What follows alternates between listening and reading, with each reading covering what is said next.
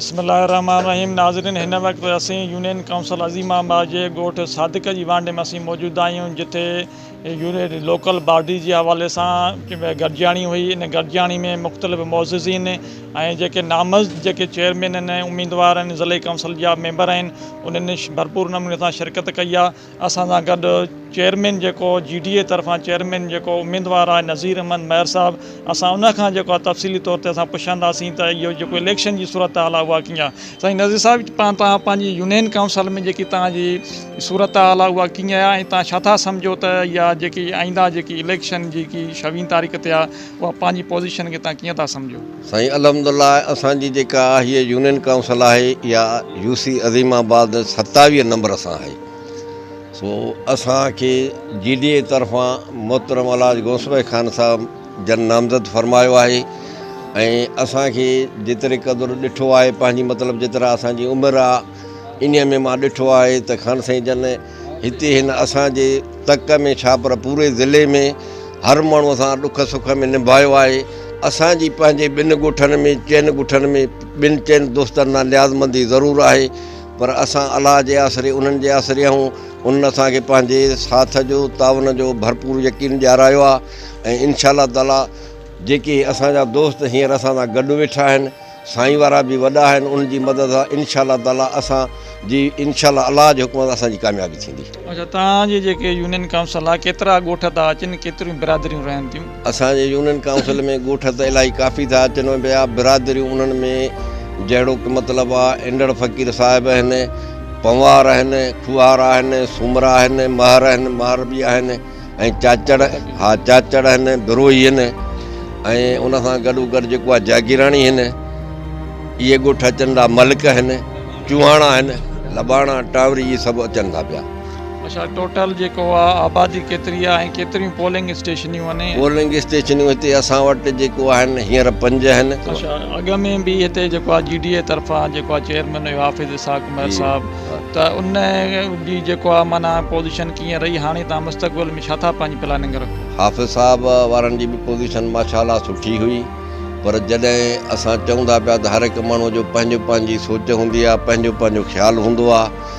असां अलाह पाक में इहा उमेद रखी आहे इंशाअल्लाह असांजी मदद कंदो, त असां पंहिंजो जेको आहे भरपूर जेका असांजी तवानाई आहे उहा असां इलाइक़े जे माण्हुनि ते, इलाइक़े जे ॻोठनि ते ऐं माण्हुनि जे इलाइक़े जे बहबूदे ख़ातिर इंशाअल्लाह असां पंहिंजी भरपूर एनर्जी जेको आहे इस्तेमालु कंदासीं। अच्छा, त हिते जेको आहे अपोज़िशन में तव्हांजो कहिड़ियूं कहिड़ियूं पार्टियूं आहिनि, कहिड़ा कहिड़ा जेके आहिनि उहे बीठा आहिनि? हिते अपोज़िशन में असां वटि JUA आहे, उन्हनि जा उम्मीदवार बीठल आहिनि। अॻ में असां वटि जेको आहे सो पंहिंजो PP जा उम्मीदवार बि हुया, बीठा हुया, पर उहे असांखे जेको आहे ॿुधण में आयो आहे त विथड्रॉल करे विया आहिनि। उन जे कारण जी असांखे मालूमात कान थी सघी आहे, त उन जो कारण छा आहे सम्झो साईं। बाक़ी हिन महिल असां जेको आहे फ़िलहालु ज़ाहिर आहियूं उहो JUA ऐं GDA आहे। मुक़ाबिलो मतिलबु ॿिनि पार्टियुनि जो आहे। साहब, तव्हां कहिड़े वार्ड ते बीठा हो ऐं केतिरी जेको आहे उनजी आबादी आहे, छा तव्हां प्लानिंग रखी आहे इलेक्शन जे हवाले सां? बिस्मिल्लाहिर्रहमानिर्रहीम। जीअं त GDA जे तरफ़ां अलाज गौसभाई ख़ान मार्जन असांखे जेको आहे त हिते वार्ड नंबर 2 ते जनरल काउंसिल लाइ जेको आहे त मुंतख़िब कयो। ऐं मुंहिंजी हीअ सियासी कैरियर जी पहिरीं शुरूआत आहे, पहिरियों जेका सीढ़ी आहे। पहिरियों असां समाजी कमनि में या इन्ही असां GDA जा हमेशह सपोर्टर रहिया आहियूं। बहरहाल हिन वक़्तु जेको आहे त असां समाजी कमनि खे असां जिन खे ॾिसी करे असांखे जेको आहे त इहो कमु ॾिनो वियो आहे त तव्हां जेको आहे त अची करे पंहिंजे अवाम जी, पंहिंजे हितां जे वार्ड वारनि जी बि जेको आहे त भरपूर नमूने सां ख़िदमत कयो। असां मुंहिंजे इन्हनि ॿिन्हिनि जेको आहे त पोलिंगनि ते तक़रीबन इहो 2800 वोट आहिनि। ऐं हिते जेका बि हिन वक़्तु असांजी पोज़ीशन आहे उहा अल्हम्दुलिल्लाह पहिरें खां बहितर आहे, पहिरें खां असांजी बहितर आहे। ऐं जेको आहे त हिन वक़्तु मुक़ाबले में असां सां JUA आहे, असां GDA जे तरफ़ां आहियूं। ऐं इंशाअल्लाह असांखे पंहिंजे हिन इलाइक़े जे माण्हुनि मां भरपूर उमेद आहे त उहो असांखे जेको आहे त वोट ॾेई करे कामयाबु कंदा। इन ई नोयत ते त इंशाअल्लाह अॻिते हली असां उन्हनि जा बि कमु कंदासीं। अच्छा, तव्हांजी जेको वार्ड आहे या जेको उन में कहिड़ियूं कहिड़ियूं बिरादरियूं आहिनि, केतिरो वोट आहे? मुंहिंजे वार्ड में जेको आहे त बिरादरियूं जाम आहिनि, खोड़ सारियूं आहिनि, जंहिंमें महर आहे, पमार आहे, इंडड़ आहे, ख्वारा आहिनि, सूमरा आहिनि ऐं चना आहिनि, जतोई आहिनि ऐं इन खां अलावा जेके आहिनि चाचड़ आहिनि, भुटा आहिनि, तक़रीबन असां वटि जाफ़री बि आहिनि। सो इहे जेके आहिनि टोटल मुंहिंजे इन वार्ड में जेके आहिनि वोटर आहिनि ऐं असांजी तक़रीबन सभिनि वोटरनि सां जेका त उहा पंहिंजा बि तालुकात सुठा आहिनि।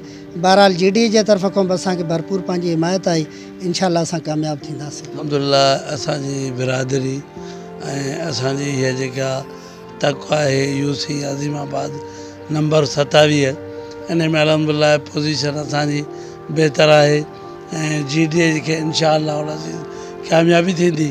अलहाज ग़ौस ख़ान अॻ में बि यको कामयाबु थींदो ईंदो आहे ऐं उनजा मेंबर काउंसलर, उनजा असांखे चाहे चेयरमैन वग़ैरह बाक़ाइदा मुकमिल तौर ते अल्हम्दुलिल्लाह कटींदा ईंदा आहिनि।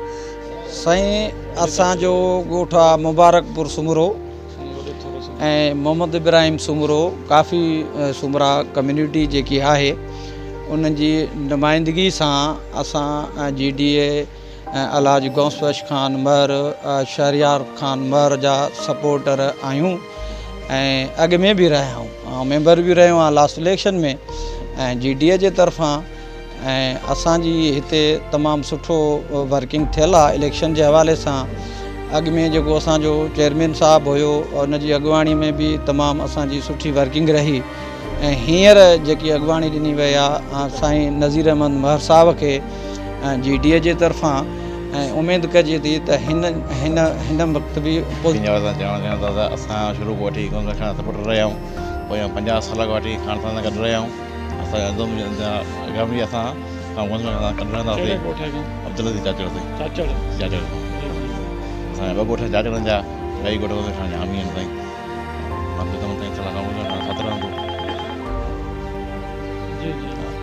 ये जेको ॾहरनि वारी पुल ते ॻोठ आहे, इहो ॻोठ आहे, इहो टोटल घणी आबादी आहे? तक़रीबन हिकिड़े में असांजो अब्दुल चाचड़ में 100 घर आहे ऐं ॿिए में 80 ॻोठ घर आहे। असां जेके बि कम मिलिया 2-3 उहे ॻोठनि में ॾिनासीं, टावरनि में ॾिनासीं, दरगाह कुबो जामी ऐं अज़ीज़ चाचड़ जे ॻोठु। उन खां पोइ कोई बि कमकार न मिलियो, जेको मिलियो असां उहो हिते ॾिनासीं। अॻ में बि माशाअल्लाह असांजी सुठी पोज़ीशन रही, हाणे बि इंशाअल्लाह असांजी सुठी पोज़ीशन आहे। अच्छा, हे जेको तव्हांजी इंदड़ बिरादरी आहे उन्हनि जा केतिरा वोट हिते शामिल आहिनि यूनियन काउंसिल में? तक़रीबन असांजे इंदड़ बिरादरी जा 800-900 वोट आहे टोटल कास्ट। पोइ हाणे जेके के न बि थी सघंदा आहिनि कास्ट, दाख़िल 900 खनि जे लॻभॻि आहे।